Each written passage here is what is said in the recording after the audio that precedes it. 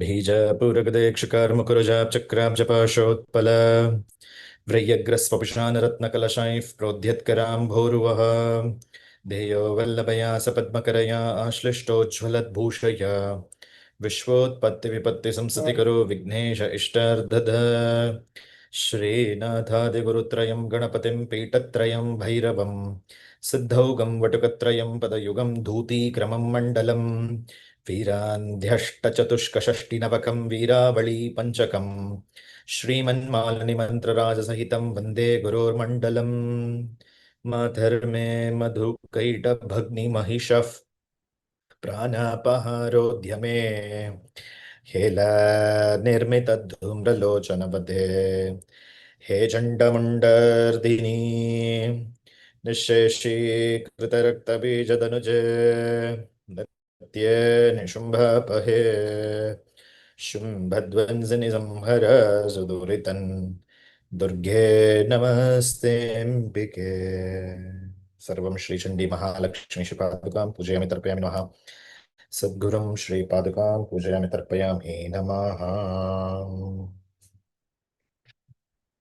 शिवशक्त्या युक्तो यदि भवति शक्तः प्रभवितुं न चैदेवं देवो न खलु कुशलः अस्पन्दिवितुमपि अतस्त्वमाराध्य हरिहरभिरिञ्चाभिविरपि प्रणन्तुं स्तोतुं वा कथमकृतः पुण्यः प्रभवति. This was the first verse of Soundaryalahari, the invocation of Shiva and Shakti as visualized and realized together. So let's begin today with an introduction to Soundaryalahari.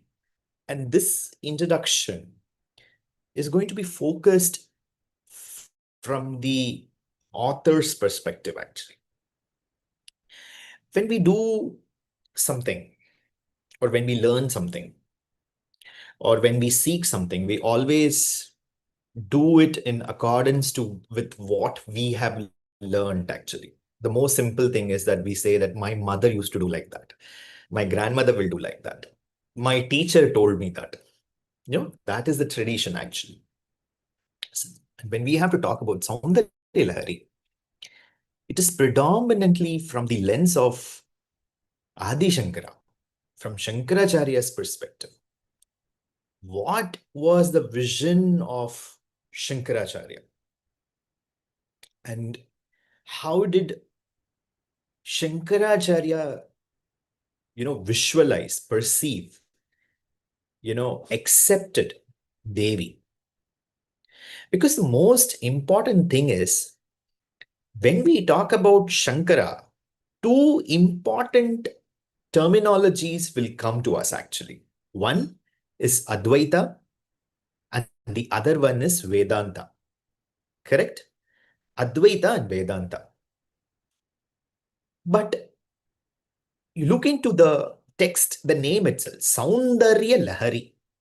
Soundarya means beauty and Lahari means waves, actually. Waves of beauty, actually.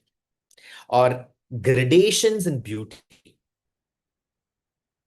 Or levels in beauty. If you see if I do not know, like if you'd have come across Miss Universe pageant, they will say top 50, top 25, top 15, top 5, top 3, top 1. Like that's the way they will, they will bring in the beauty is the gradation is done in the beauty, actually. So somebody who's a sannyasi, somebody who sees everything as one and the same, somebody who's considered to be Vedantin, talking about beauty, that too, quote unquote, female beauty, actually. Though it is divine, but it's still female. Correct? How these two things are related, or what is the relativity between these two things, is what we are trying to bridge as a learning in our Mahavidyalaya. Because to chant Soundaryalahari is no big deal, actually.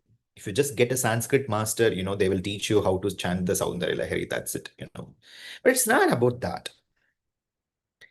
Soundaryalahari is one of the most important treatise within the Sri Vidya tradition, which covers the yantra, mantra, and the tantra perspective of the Sri Chakra in great detail. If Lalita Sahasranamam is the entire idea is coming in terms of the 1,000 names, in terms of a stotra, in terms of that stotram getting converted into a mantra.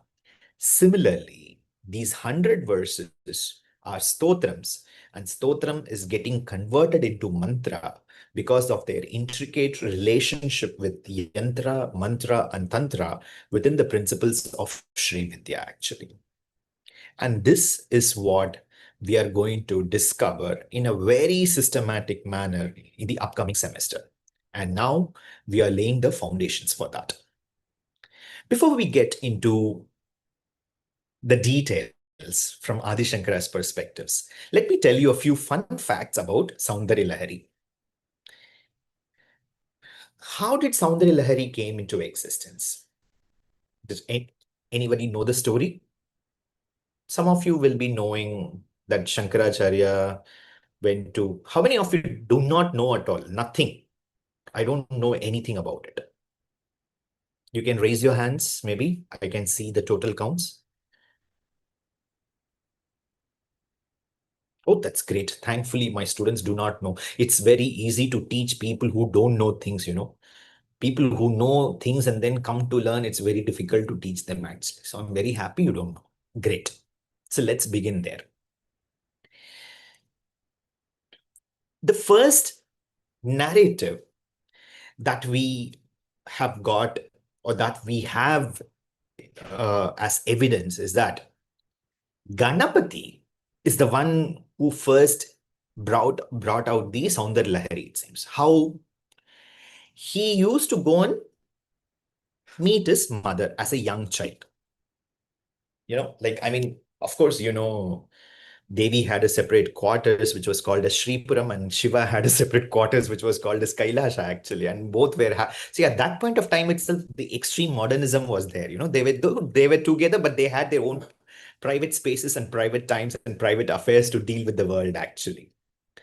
So it seems that when apart from the exclusive family time, when Ganesha wanted to spend time with his mother, so he will go and spend time with mother, like, talk and whatever the interactions that happens. And after coming out, Ganapati, the children have this very habit, that is very irritating for us, but this is a very nice thing Ganapati did, perhaps. Children will scribble on the walls, correct? They'll, like this, whatever he spoke with his mother, whatever he saw in his mother that day, how she appeared, what she was wearing, how she was, how she treated him, what all she spoke, and what can be the meaning behind it. It seems Ganapati just wrote it on the Meru Parvatam, the walls of the Meru mountain, it seems, actually, while going back. And this is recorded in Linga Puranam, actually. Linga Puranam gives this evidence that Ganapati is the one who found this, actually.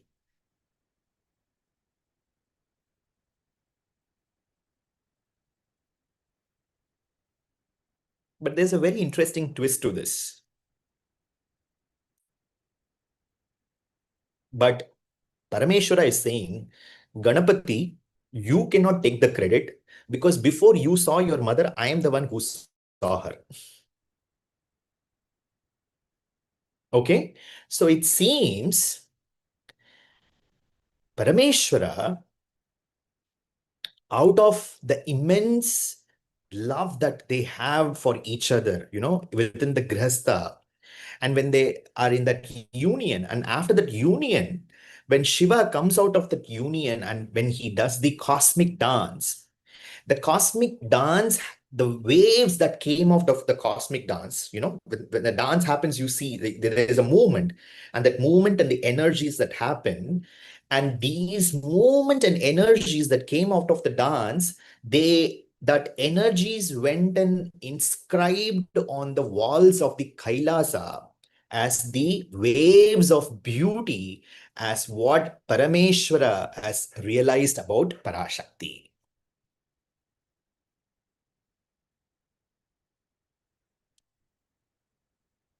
Just imagine the love between the couple. This, what was there inscribed on the walls of Kailasha, was actually when Gaudapadacharya, that is the guru of Shankaracharya, Adi Shankara, when Gaudapadacharya got the blessing of going to Kailasa and having darshan of Parameshwara and Parashakti together, he saw that the walls was inscribed with all the details of what Shiva himself has spoken or Shiva himself has realized about Devi. He grasped everything as much as possible and came down and gave it to Shankara actually. And came down and gave it to Shankara. But when Gaudapadacharya was transmitting this knowledge to Shankara, Gaudapadacharya realized that there were hundreds of various verses were inscribed on the walls, but Gaudapadacharya could give only the 41 ideas because Gaudapadacharya, it was not that the Gaudapadacharya did not have that what is called as the Spurana Shakti or the Grahana Shakti, because they are great acharyas actually. But Gaudapadacharya could not speak beyond the 41 verses to Shankara, it seems. And Gaudapadacharya as a guru instructed to Shankara, until here I have blessed you. From here, whatever I have instructed through this, you realize Devi and you bring out the rest of the other verses, which I said there are 100 in number. So therefore, whatever Gaudapadacharya witnessed, the 41 shlokas is called as the Anandalahari. And the rest 59, which was composed by Shankaracharya, is called as Soundaryalahari. Because Anandalahari, why? Because Parameshwara performed Ananda Natanam, Ananda Tandavam. And from that Ananda Tandavam, whatever emanated through the Lahari, through the waves, that was Ananda Lahari.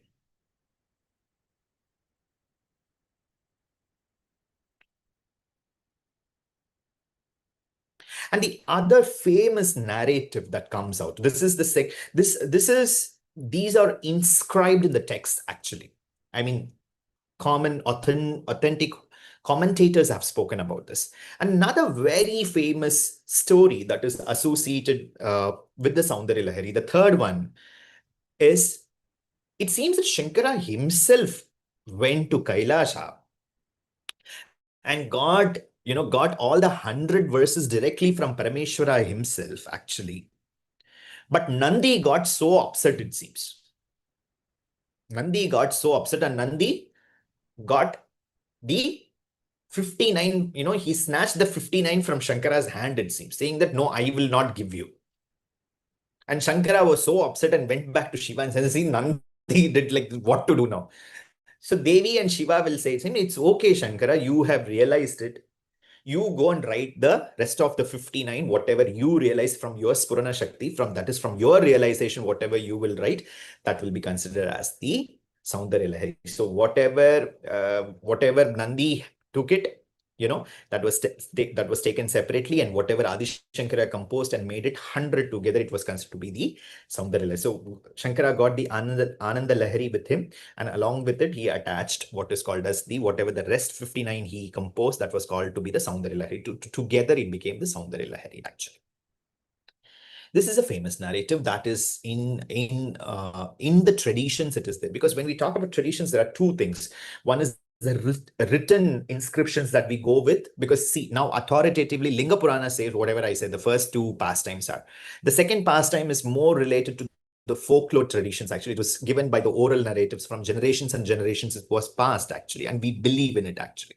But however it is, the fact remains that there was 41 and 59 divide is for sure, it is there. There is no doubt about it. The 49 was considered to 41, sorry, the 41 was considered to be Shivananda Lahari and or the Ananda Lahari, and the second half is considered to be the Soundarya Lahari. And that is what comes with the realization of Jagadguru Adi Shankaracharya. Just the way we have Bhaskaracharya and we are looking into the Saubhagya Bhaskaram. Saubhagya Bhaskaram is the text which I'm teaching you all, the interpretation from the Saubhagya Bhaskaram from Lalita Sahasranamam. Similarly, for Soundarya Lahari, we have the Bhashyams of Lakshmidhara, Sri Guru Lakshmidhara. Lakshmidhara is the one who is giving the Bhashyam or the interpretation. And who is Sri Guru Lakshmidhara? Lakshmidhara is actually from the state of, from the modern conception, we can say that he belonged to the state of Orissa, actually, from the state of Orissa. And in the Orissa, from the famous kingdom of the Pratap Rudradeva kingdom, the dynasties of the Pratap Rudradeva kingdom, he was a poet, actually. Even before the time of Pratap Rudradeva, he lived in the dynasty for 500 years ago, it seems. A great saint, a great politician, a statesman who has realized, the great, deepest truths of Tantra, could actually bring in what is called as the narratives or the explanation to the Soundaryalahari. So whatever we will be seeing in this semester in terms of the explanation, it is largely coming from Sri Guru Lakshmidhara. And Lakshmidhara, because of his commentary, is called to be Lallar. Lalla means what? Ram Lalla we call, right? So he is considered because because of the immersion in the beauty of Devi, he became himself the child of Devi, actually, because that is the best way he can appreciate the beauty of Devi or accept the beauty of Devi or digest the beauty of Devi. So he was considered to be the child of Devi herself, actually. So that is the reason he was considered to be Lallar. That was the name. Lallar in Tamil, but in Hindi it was be roughly called as Lalla. So that was the nickname that was given to Lakshmidhara. And moving forward, let's get into the text. In the introduction to Sahasranama, Lalita Sahasranama, we saw that is the best of the Sahasranama in the entire universe is Lalita Sahasranama, and we gave various reasons and justifications to say why it is the best. Similarly, in the stotrams, in all the available stotrams, Soundaryalahari is considered to be the best of the stotram, actually. And I am not saying this, the Shastra in itself is saying it, actually, because Shastram is talking about 6 lakshanam, 6 qualities of a stotram, actually. And it seems in all the other stotrams, either of the quality will only be there or maximum 1 or 2 qualities.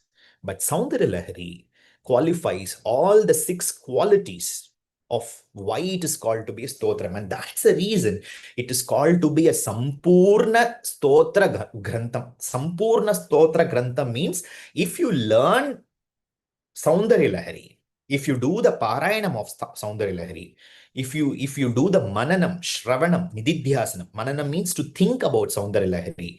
If you contemplate on Soundaryalahari, it is as equivalent to doing all the stotrams that is available on planet Earth, actually, because it qualifies the 6 qualities as given in the Shastras. What are the 6 qualities? The first one, a stotram is supposed to offer namaskaram to the deity. Namaskaram. Namaskara tattva should be there. Namastestu mahamaye shripite surapujite Shankaracharya haste mahalakshmi. That's it. Namostute. This is one example, correct? Next one. The stotram should give blessings, actually. The stotrams should be able to deliver the blessings, actually. Ekakale pate nityam dhanadanyam samanvitaha. Correct? Got it? Dvikalam yaf pate nityam mahashatru vinashanam. So the stotram should bring out the blessings actually. Number three, the stotram should bring out the philosophical inquiry that is present in the Shastras, the philosophical inquiry. Siddhanta Vicharam. Siddhanta Vicharam should be there. Ya Shri Swayam Sukrutinam Bhavaneshwa Lakshmi Papatmanam Kritadiyam Hridayeshu Buddhihi Shraddha Satankula Janaf Prabhavasya Lajjatam Tvam Natasma Paripalaya Devi Vishwam. So who is she? Vishwam. So what it is? It is deeply connecting to the cosmic world in itself. It's deeply connecting to the philosophical inquiry. So it should connect to the Siddhanta Vicharam. Next one, simple language, buttering actually. You keep praising actually, Gungan Gana actually, Jai Jai Karna, Durga Mata Ki Jai. We will be doing this multiple times in our program actually, the Jai Jai Kar. You keep praising her. You are like this, you are like, what did Indra do basically? As you've learned. So, Gungan Gana, which obviously they love. Who will not love it? You tell me somebody's coming and appreciating us how much we love, how much beautiful you are looking, what kind of beautiful work you do. You are so good, you're so talented. Of course, we feel so good, right? And these are so much in true, in 100% in them actually, in Devi. And to do the Gungan is the best thing they love actually, because they know that we have realized it actually. So you are actually able to what is called as you are able to talk about their qualities actually. So this is the next one. The next one, it is going in a hierarchical order. The next one is you talk in detail the greatness of the deity whom we are worshipping, talking about specifically the greatness. It's not simply doing some blind gungan, but you are actually able to talk to the point actually, what they are, why they are great. XYZ reason, therefore you are great. It's not simply flattering, but logically you are able to connect why they are great actually. And this is until 5. You have written 5 points, right? The sixth one is the one which we all wanted to do when we are helpless. Prayers. That we can offer prayers. Ya Devi Sarva Bhuteshu Matrurupena Samstita Namastasyai Namastasyai Namastasyai Namo Namaha Matrurupena Jati Rupena Shraddha Rupena Bhakti Rupena. So offering prayers actually, offering prayers. So these are the 6 qualities which the Shastram is looking forward actually.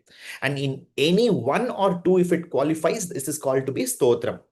But in Soundaryalahari, it seems that all these qualities are in 100%. 100% this is available, visible, and we can realize it actually. Therefore, this is called to be a Sampurna Stotra Grantham. Sampurna Stotra Grantham. Learning this one text is more than enough. That's the reason my guru used to always say, Nagarajan Mama, that you learn Devi Mahatmyam, you learn Soundarya Lahari, and you learn Lalita Sahasnamam. This is more than enough actually. And then if you have talent, by learning these 3 things, if Vagdevis are coming and sitting on your tongue, and then you are able to chant more and do more, then you learn the other stotrams actually. It's fine. But if you learn these 3, it's more than enough for life actually. That will reveal everything to you actually. It will reveal Sri Vidya, it will reveal Tantra, it will reveal what is this world about, and it will also reveal what is this world even beyond wherever you want to go and realize and understand even the spiritual dimensions. It will make you realize. So these 3 are more than enough, and you do it perfectly as possible. You understand this perfectly as possible. So these qualities will make us realize of the stotram that it gives what is called as It is not merely a poetic celebration, actually, of the Divine Mother, as we understand, because the very name talks about the waves of beauty. If we convert Soundaryalahari roughly into English, the waves of beauty talks about. And nor it is purely a philosophical treatise also. It's a combination, a very rare combination of both these things together. It's a poetic, it's a poetic understanding of Devi, and also it is deeply interrelated to the philosophical treatise of Devi, who she is all about, actually. And when we talk about this, when we talk about the philosophical inquiry and the beauty, one of the most important thing about this intersection is experience, the philosophy, and Tantra, how they converge with each other. This is what we are trying to understand or realize through the study of Soundaryalahari students. That is experience, philosophy, and Tantra. Experience of whom? Experience of Shankaracharya, experience of Sri Guru Lakshmidhara, experience of our Acharyas in the Parampara. And along with that, we are trying to merge or realize what is our experience all about. Is our experiences are valid? Is it coming in the same flow as the teachers have experienced? So experience and philosophy, what is the tattva lakshanam that is coming out of it, actually, the tattvartmika lakshanam, and connecting these two, the experience and the tattvartmika lakshanam, how I am how I'm going to put it in a practical knowledge, or practically how I'm going to implement it. And that is nothing but Tantra, actually. Where I'm applying and how I'm applying and what is that I am deriving by that application is nothing but the Tantra. So when we talk about these three things, that is experience, philosophy, and then the application, which is nothing but Tantra, then we should definitely look from the lens of Shankaracharya only. Because when we talk about Shankara, as I said, it is all about the non-duality or the existence of Brahman as a formless, as an attributeless, or that something which is beyond perception. That is what was the idea of Shankara, actually, or that is what we realize when we talk about Shankara. If that is the case, how can Shankara talk about the beauty in detail? That too embodied in Jagannatha herself, actually, is the very important inquiry that I'm placing today to all of you. Because if we do not realize this, students, it will simply realize, if we, it will simply be a merely a chanting of Soundaryalahari. How many of you simply want to chant Soundaryalahari? How many of you want to realize the Soundaryalahari? Tell me. How many of you want to realize? Raise your hands. Everybody's raising. Okay, that's nice. Okay, let's go there. When we talk about realizing and when we are talking about, Shankara, there is this one important episode from the Shankara Digvijayam, from the text of Shankara Digvijayam, we have to understand, because how, to what extent, you know, we should go to learn, to realize, to understand is something very important for us to, to grasp it, to understand it, to take it forward. It seems that during the time of Shankara, there was a lot of decline within the Sanatana Dharma, including the Vedan, the life and the aspects related to Vedanta, because there was intense fight and debates that were going predominantly between Shaiva versus Vaishnavas. We know that there's a lot of history related to that, unfortunate or fortunate episodes that have happened throughout India, particularly in the South India, the debates that came up between the Shaivism and Sri Vaishnavism and Shaivism. And then Shaktas, of course, the patriarchal society could never even accept Devi as a forerunner, or in the forefront. She was always seen either as, there was somebody who wrote this interesting comment on Meenakshi today, either she is seen as Shiva's wife or she's seen as Vishnu's sister. But this is something very unique to read actually, as how she's having a ground of her own self, as being the Maharani of Madurai actually. So similarly, this is the way the narrative has taken place, because the Shaiva and the Vaishnava debates never could realize Devi as, as equal, as equal to them in that sense, and she was always seen within the patriarchal debates that were existing. And because of all these fights that we had, the internal fights that were going within us, we saw that there was where there was a rise of Buddhism that came up actually, and people were getting into Buddhism. There was a lot of issues that were taking place, and Shankara's time was very difficult actually. And Shankara even realized that even who are practicing religion here, it has become so ritualistic in nature. It was like so ritualistic. There was so much of importance were given. There was no importance that was given for Atma Vicharam. If I have to put it in simple sense, there were a lot of what was said, what was understood be that you do this homam, you will get this palam. You do that, you will do this. These kind of things were on the peak at that point of time.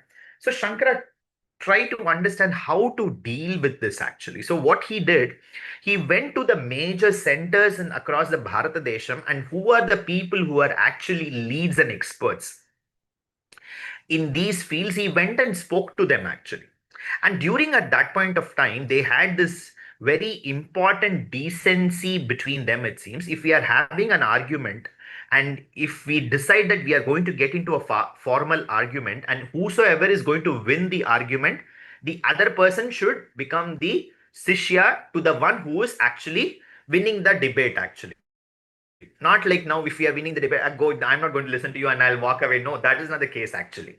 You have to really listen, and then you have to take them as a teacher and you have to follow. So like that, Shankara was doing Digvijayam to various places actually. And he was winning over the debates, and he was making everybody as his disciples actually. And that's the way, interestingly, you see Shankara could establish various traditions across Bharata Varsha, where you see in the Himachal Pradesh, the Nambudri priest will be performing the puja even till date actually. The Kerala priests are actually performing the puja in the Badrinath actually. And in Rameshwaram, you will have North Indians performing the pujas in the Rameshwaram temple actually. You understand? What kind of power and authority Shankaracharya had? It seems like he redistributed the entire philosophy, the entire power structures, the issues that were there, and he could bring in what is called as a harmony within the religion, actually within the space of religion. And when Shankara was doing this, now I'm coming to the point of what I wanted to say.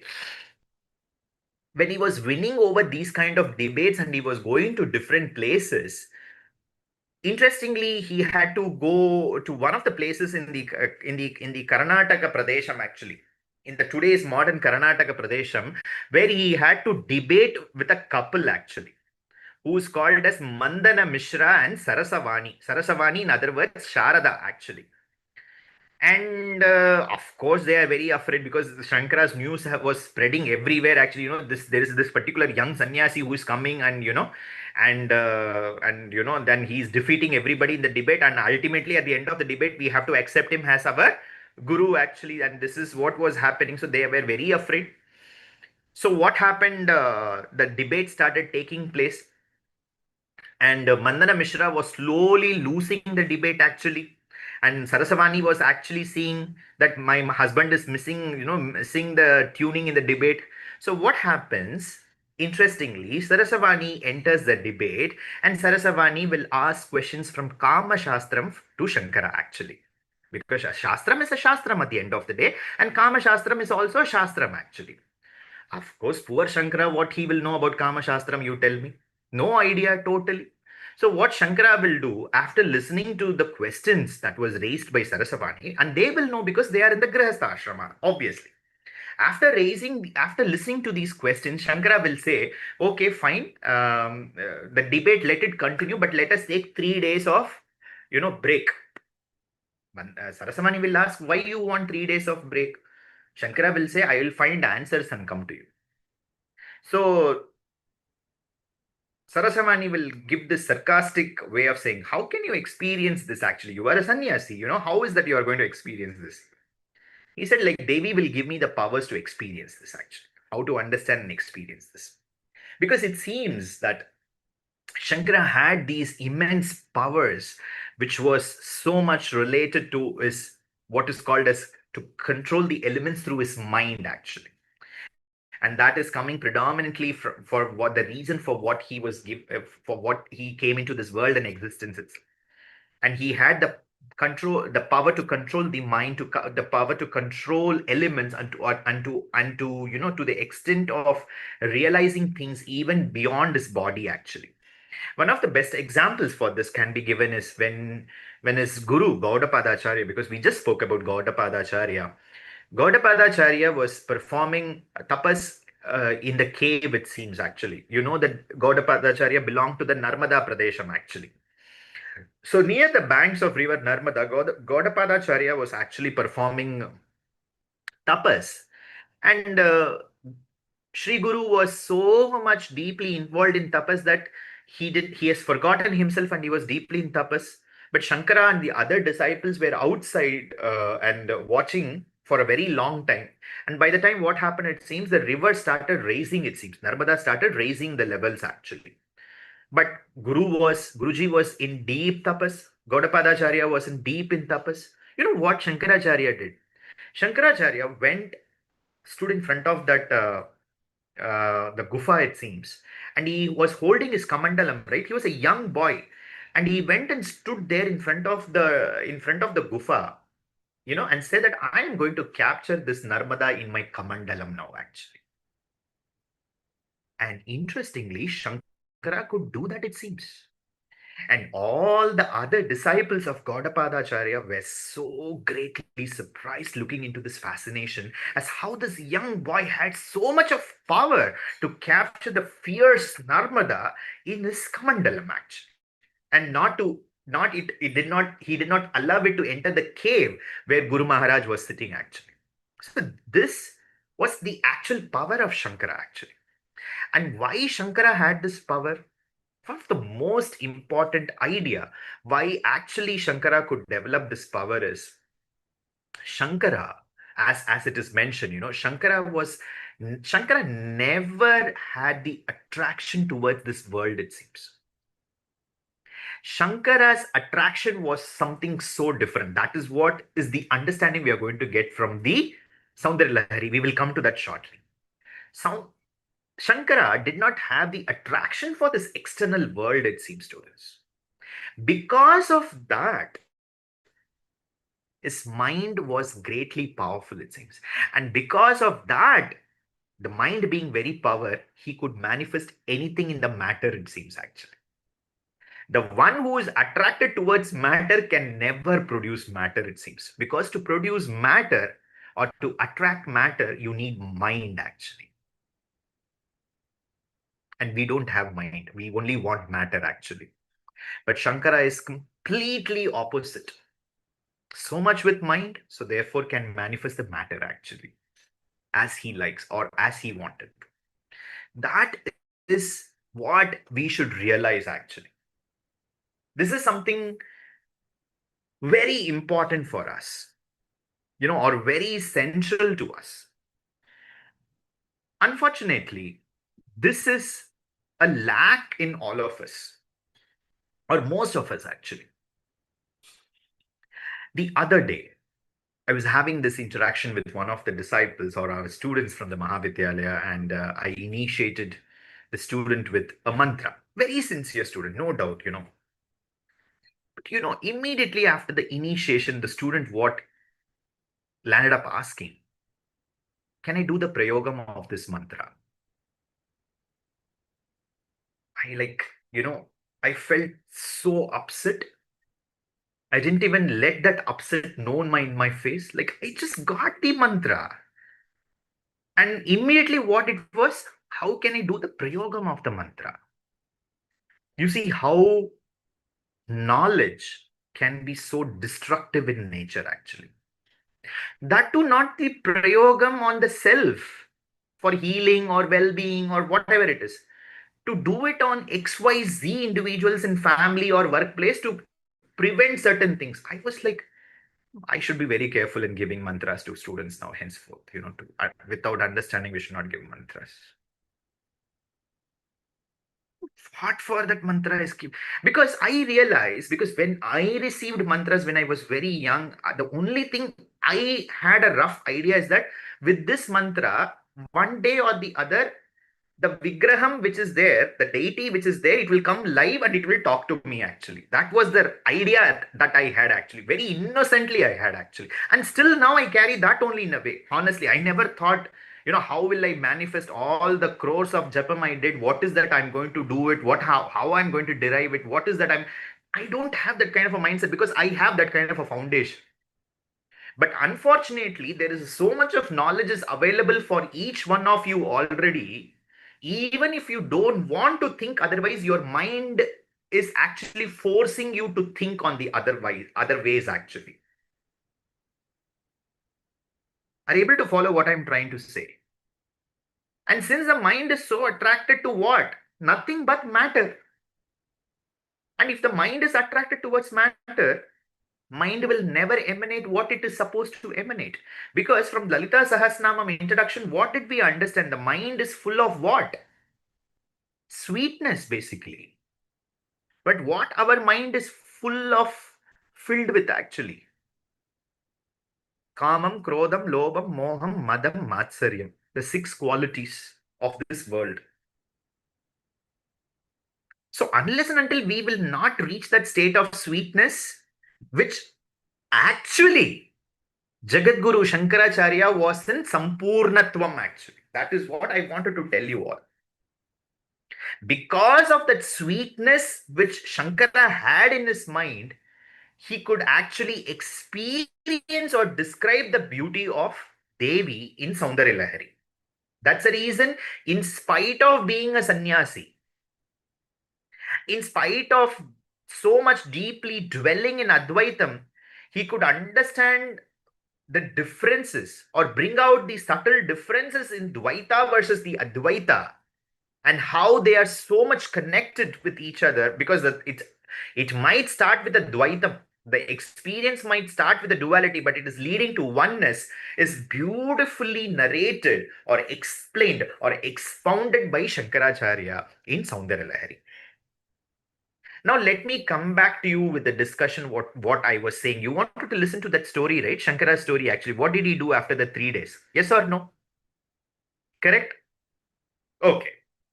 So, Shankara, what he does, as I said, why did we say? Because Shankara had that unique power of mind, and because of the powers of mind, because of his sadhana, he has extreme yogic powers and siddhis also. And one of the extreme powers, the yogic powers which Shankara had was the Parakaya Pravesham actually. You know, to quit body and take another body actually. To quit the soul, to take out the soul and put it in another body actually. So Shankara decided that he wanted to experience it and he was looking for the right body actually. So what he does, he goes to a cave and he looks for his confidential disciple to take care of the body, and he gives all the necessary instructions to the disciple as what to do for the 3 days, how to take care of and preserve the body, and giving all the details. Shankara will quit the body. Quit the body means he will take out the soul from the body, and he rightly identifies a king. He rightly identifies a king, and he actually gets into that body of the king actually. The king was already dead, it seems. That day, that king was dead. He was no more alive. And he takes the body of the king. There in that cave, it was looking as if Shankara's was deep in sleep. And here it was the opposite. It was as if the king was deeply in asleep, but he woke up. But the entire kingdom, including his family, including quote unquote his beautiful wife, was also thinking that he has died actually. But what happens? The king automatically wakes up actually. And after waking up for the next 3 days, Shankara does everything, including the administration of the kingdom, taking care of all the affairs, and including leading a grihastha life with his wife, actually. And after 3 days, he quits the body again and gets back to his original body and goes back to Mandana Mishra's house, actually. And then he answers all the questions of Sarasavani, actually.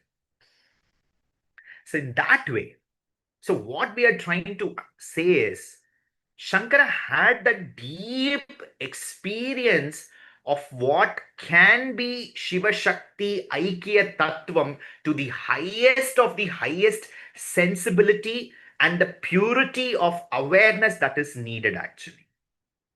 In spite of being a sannyasi, in spite of so much dwelling into the Advaita Vedanta Siddhantam, he is also deeply tantric in nature. You remember that the other day I wrote an article, Shankara being a tantric Jagat Guru actually. This actually gives the space for us to understand how deeply tantric the Jagat Guru was to realize the nuances actually.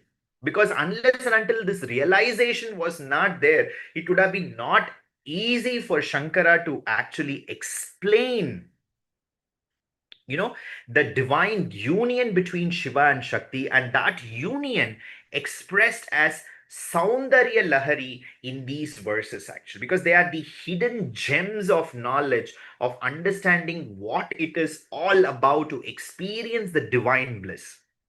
And the divine bliss, as we are summing up, is not something external, because we are trying to visualize, we are trying to experience it from a external perspective.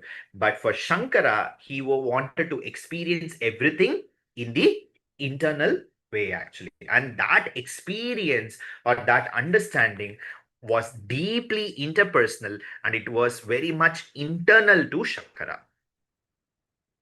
Clear to all of you?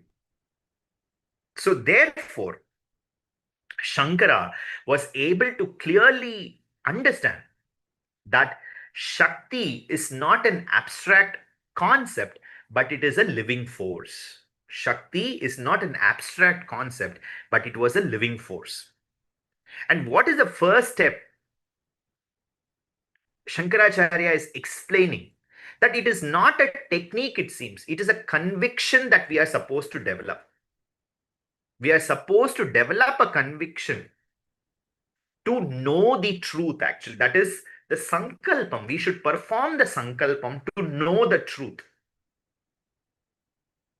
Just as no, just as one does not need to be convinced of one's own existence, the awareness of the Shakti must become that immediate within our entire being, it seems actually. If somebody is coming and telling that we are alive, actually, we know we are alive, we believe that we are alive, yes or no? So that is the way Shankara is saying that we have to realize that Shakti Tattva also, it seems, that that awareness should come, it seems. That I don't have to come and tell you that Devi is there within you, Devi is there everywhere. No, you know it actually. You realize it. That conviction should be there, it seems. And also, when we are talking about this, when we are talking about awareness of the Shakti must become that immediate, please understand, that immediate effect, or the cause and the effect deeply connected with us actually. And what without this shift of understanding, everything will remain merely chanting or merely theoretical in nature. The anubhavam, or what is called as the bhavana in our Sri Vidya language, we will be not able to derive it actually. But from here, one of the most important question that we will go is, what about the observation? That comes from human experience, correct? Now, because I told you that, we are all going with the outwardly experiences, we are not able to connect with the inner thing. So the question will come, whatever I am observing or whatever I am realizing from the truth, it is false.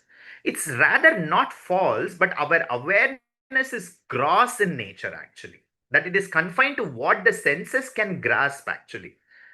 That is through the form, through the sound, through the smell, through the taste, or through the touch. But we understand that Devi, though she's a part of it, but she's beyond this also. Correct or not? And these are all not independent entities. Even whatever these five tattvas are not independent. They are all deeply dependent on various cause and factors. And what are they primarily dependent upon? They are dependent upon time, space, and object, actually. So, whatever our experiences that we are talking about, to ask whether it is valid or not, it is definitely valid. But the only thing is, it is highly limited in nature, actually. And it is more related to sensory experiences. And sensory experiences can collapse any moment. There are people who have highly appreciated me and they have highly criticized me also. It's all from the sensory experiences. Correct? Guruji, आपकी तरह कोई है ही नहीं है. You are the worst fellow I have ever come across. In the name of being a guru, you torture us like anything, Angel. I have heard both the extreme from one single person itself. Forget about listening from others, actually. So, sensory experiences. Unless and until we will be not able to go beyond the sensory experiences, everything is like that only. It will be remaining in dvandvam only. Sometimes it is good, sometimes it is bad. It is everything is like that. Yes or no, you tell me. All our relationships, all the things that we have, all the likes and dislikes, everything is either good sometimes or either bad. But Devi is beyond this. Yes or no? And if Devi is beyond this, they have to also go beyond this, actually. And that's a reason Soundaryalahari introduces this possibility of what is called as a refined awareness. It introduces what is called as a refined awareness. That is, it is an awakened state where our perception is no longer dependent upon the senses. It's no longer dependent upon the senses. Therefore, in such a state, what we will do, we will not imagine but directly experience it. Directly experience it. The subtle dimensions of Devi who is present deeply within us, actually. Okay?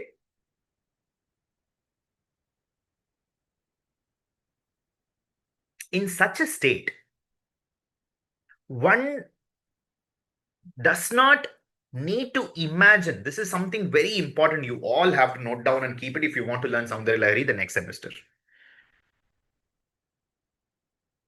And this, what I explained, is called as darshana. This is actually called as darshana. And this darshana is not a symbolic vision. It's not a symbolic vision. This transcends the ordinary sensual perceptions that we get.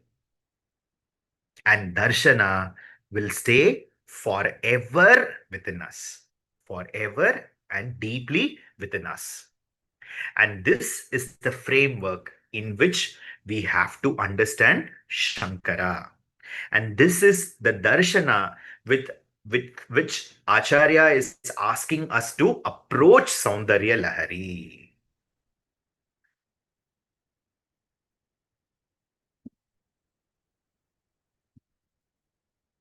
And how we are going to do this, students?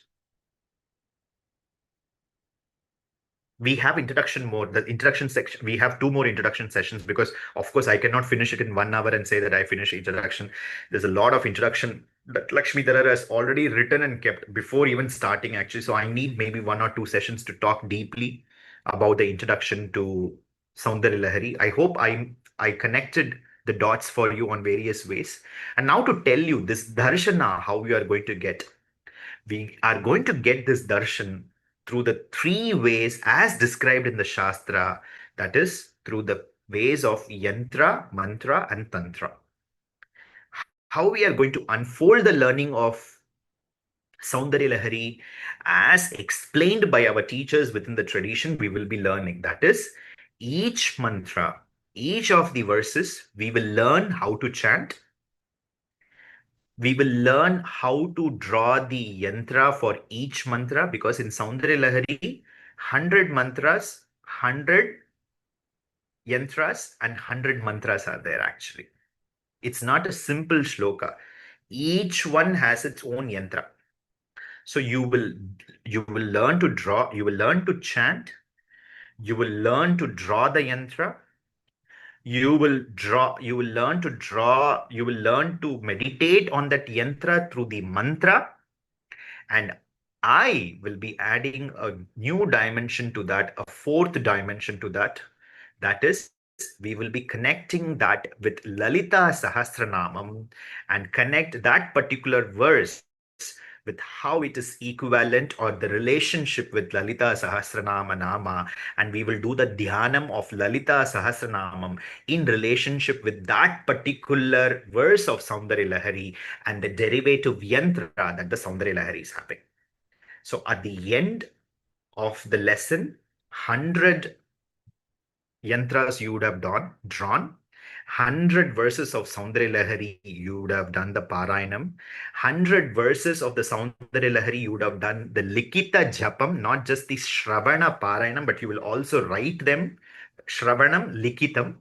And then you will also be able to do the 1,000 names of Lalita Sahasranama Japa Dhyanam. And combining all these together, I will be introducing the Shri Chakra Tattva to all of you. Then you will be prepared to draw, to understand, to take the mantra diksha for the darshana. This is all the preparation that we are doing actually. So it's not merely chanting. We will be doing what is called as a Soundaryalahari sadhana. We'll do a Soundaryalahari sadhana as prescribed by Acharya himself. So you all will have a notebook, a neat notebook, color pencil, scales, and everything back to school. So weekly once, when the semester will happen, the classes will happen. Weekly once, I will take one class like this.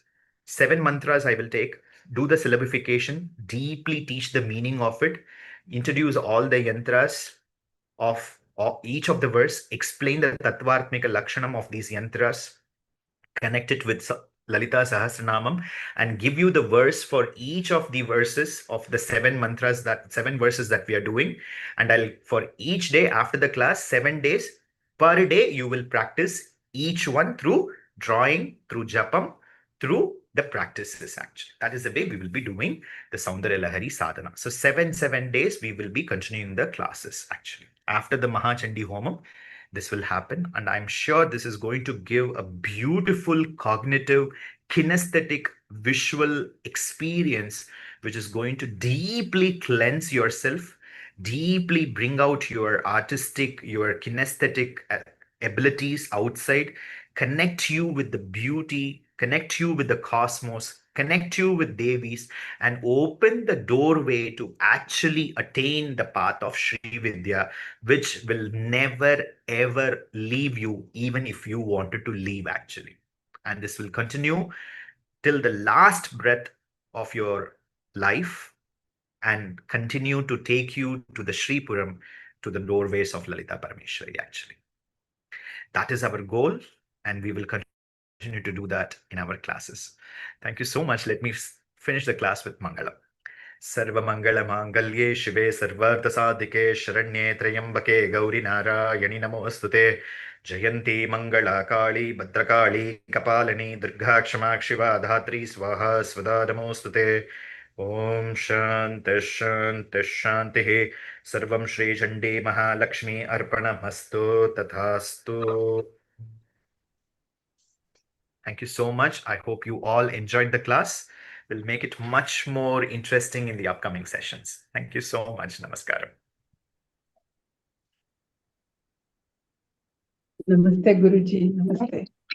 Thank you so much, Guruji. Thank you, Guruji. Thank you, And Guruji. Guruji, I Thank you, was